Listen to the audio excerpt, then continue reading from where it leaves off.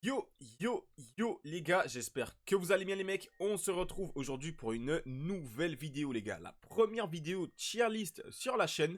Et on s'attaque au tout premier vrai événement. Parce qu'on avait eu les Nike la semaine dernière mais avec que 5 cartes.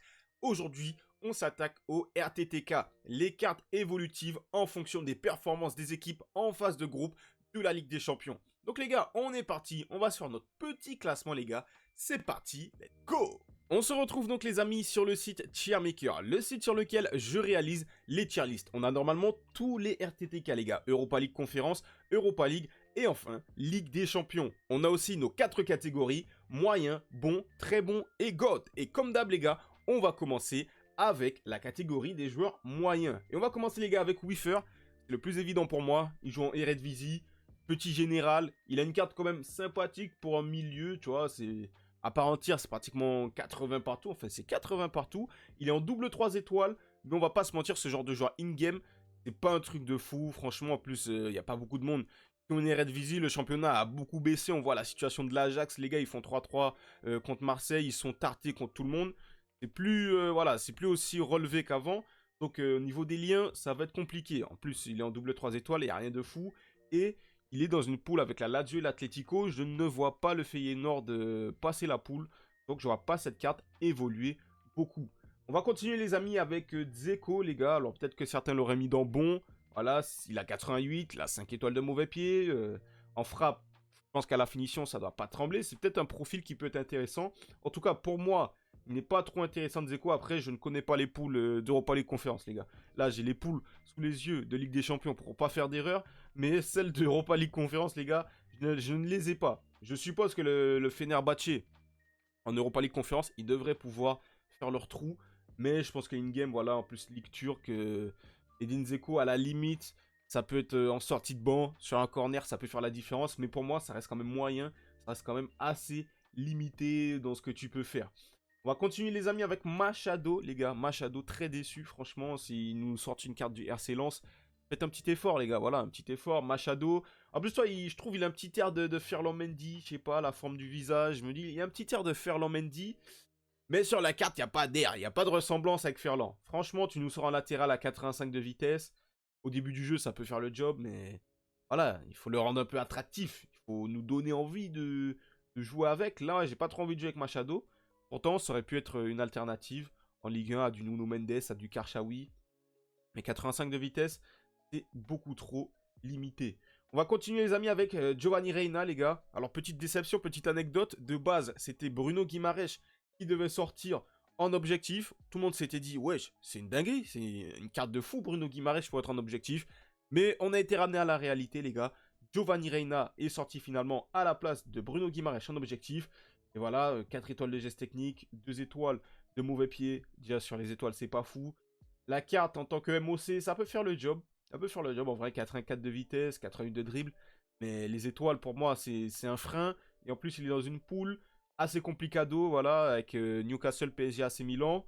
On a vu que Dortmund, dans ce début de saison, même si comptablement, ils répondent présent, mais dans le jeu, c'est très très compliqué. Donc moi, je ne les vois pas faire de bonnes prestations. On verra bien. La Ligue des Champions revient cette semaine. On verra bien. Mais voilà, Giovanni Reina, pour moi, ça va aller dans moyen. Et on termine les amis, je pense, la catégorie des joueurs moyens avec Pedro Gonçalves. Donc très beau joueur dans la vraie vie, il n'y a pas de souci. Mais voilà, niveau de la vitesse, c'est beaucoup trop limité. Bon, il aurait eu un petit 82 de vitesse. Je pense que je l'aurais mis dans bon joueur, mais voilà. Il est pas assez rapide pour moi. Il joue en Liga portugaise.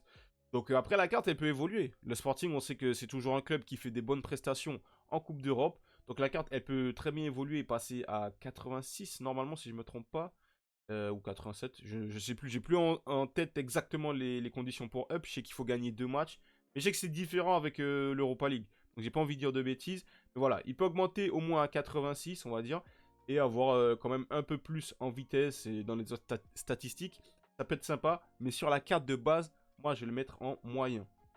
Donc on a fini avec les joueurs moyens, on va passer avec les bons joueurs les gars, on va commencer avec Dries Mertens, voilà, double 4 étoiles. Franchement, il aurait eu les étoiles de Giovanni Reina, je l'aurais mis en joueur moyen, mais voilà. Là, il a quand même des étoiles sympas. En tir, c'est un peu plus relevé. En dribble, c'est sympa. En passe aussi. Donc, Mertens, c'est un joueur qui est toujours sympa à jouer une game. Après, Ligue turque, c'est vrai que c'est compliqué. Mais pourquoi pas en super sub en tant que MOC, ça peut vraiment être intéressant. Une petite carte sympa, je trouve, les gars, c'est Sidila. Alors là, vous voyez qu'il est positionné en tant que latéral droit, DD, mais il a un changement de poste, il peut passer défenseur central. Et je pense que c'est son meilleur positionnement. Défenseur central, il a de la vitesse, il a de la défense, il a du physique. Il joue à Fribourg, les gars, pardon. Ah, il joue à Fribourg. Fribourg qui peut quand même faire un petit chemin en Europa League. En tout cas, au moins sortir des poules, je pense. Donc, on pourrait avoir une carte au moins à 85 en fonction des critères de up. Et là, ça aurait été une carte vraiment très intéressante. Parce que déjà que la 80 de vitesse, il aurait au moins un petit 84, 83 de vitesse en défense et en physique. Ça suivrait aussi également. Donc voilà pour Sidila, les gars. On va continuer, les amis, avec Bonucci, un autre défenseur de Bundesliga. Je trouve qu'il a une carte qui est quand même assez sympa. En vitesse, il est bien. En défense et en physique aussi.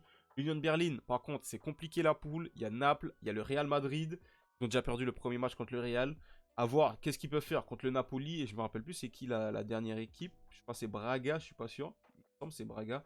Mais à voir ce qu'ils peuvent faire. Mais Bonucci, c'est sympa. C'était une Bundesliga. C'est quand même assez intéressant. On va continuer, les amis, avec Dodo. Donc Dodo, pour ceux qui se rappellent, l'année dernière, il avait une carte Rule Breaker, si je ne me trompe pas.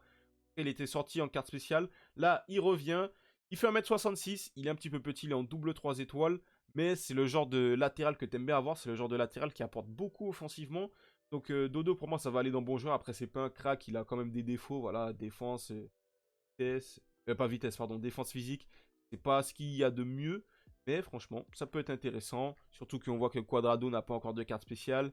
Ceux qui n'ont pas envie de jouer avec du Di Lorenzo, ça peut être grave intéressant. Et je pense qu'on va conclure, les gars, avec du Limer, les amis. On va conclure avec du Limer. Limer qui a une carte très sympa également. Le Bayern Munich qui sont dans la poule de Manchester United et de Galatasaray. Donc je pense qu'ils vont finir premier. Je pense que cette carte va évoluer au max. Et on pourrait avoir une très très très belle carte de Konrad Limer. Mais je vais le laisser en... Ah, tu vois, c'est compliqué. C'est compliqué parce que si on se penche sur l'évolution, non, franchement, je suis obligé de le mettre dans très bon. Il joue au Bayern. Je suis obligé de remettre en question ce choix, les gars. Je suis obligé de remettre en question ce choix et de mettre Limer en très bon. Voilà, on se remet en question. Parce que la carte déjà est très belle. Et si tu te penches sur l'évolution, c'est sûr qu'il va évoluer au max. Donc, très bonne carte, direct. Franchement, direct. Donc, on va passer à la catégorie des très bons joueurs, les gars. Là, il reste que des cracks. Openda, les amis. Carte très cheatée. 3 étoiles de geste technique, 4 étoiles de mauvais pied. Franchement, au début du jeu, comme ça, il n'y a rien à dire. Il a de la vitesse, il a du tir. Il va sûrement augmenter parce que Leipzig est dans la poule de Manchester City. Une poule qui, si on enlève City, n'est pas si relevée que ça. Donc je pense que lui, il y a moyen qu'il se mette bien, qu'il évolue.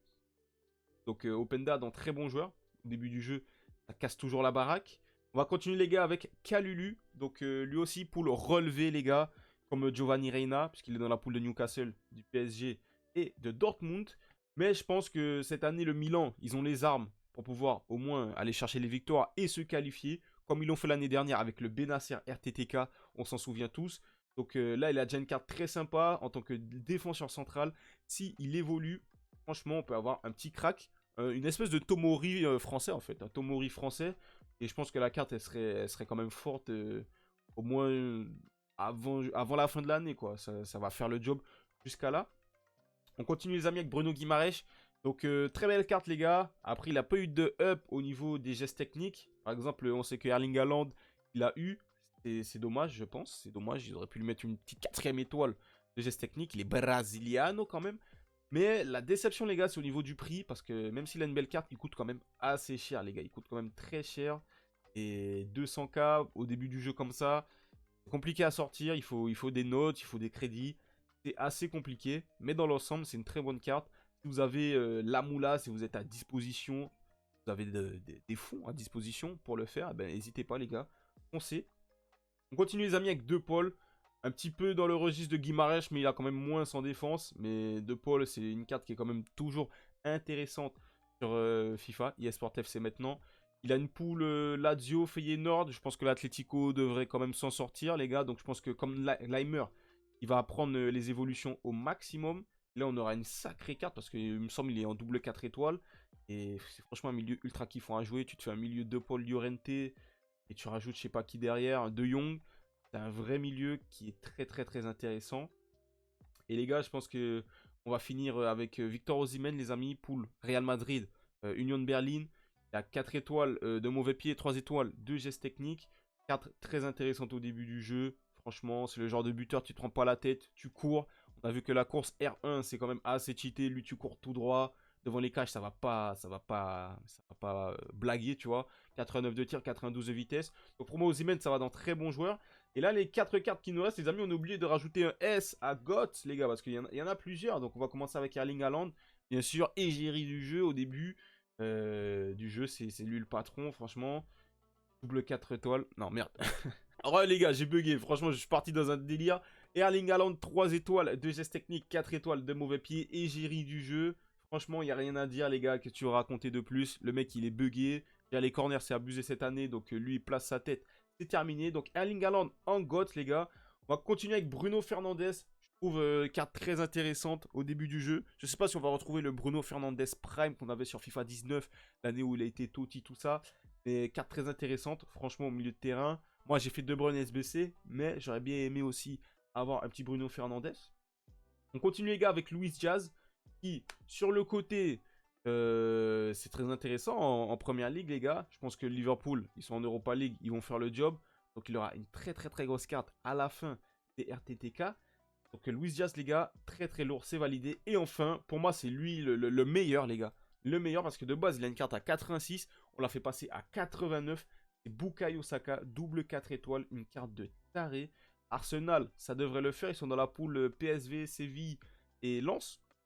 Ça devrait le faire, les gars. Selon moi, ça devrait le faire. Ils ont quand même un cran d'avance sur les autres équipes.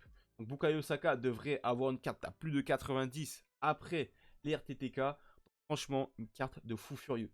Donc, voilà ma tier list, les gars. Franchement, s'il y a des joueurs que j'ai vraiment envie de tester, c'est déjà les Bruno, Diaz, Saka, j'ai vraiment envie de tester. J'aurais bien aimé tester De Paul. Tidila pour voir s'il est vraiment chaud in-game. Et voilà, c'est tout. Franchement, les gars, dites-moi en commentaire ce que vous pensez de cette tier list. Dites-moi si vous la validez ou pas et quel genre vous avez envie de tester, quel genre vous avez packé. Moi, je vous dis à une prochaine vidéo, la famille. Prenez soin de vous. La paix sur vous, les gars. Ouh.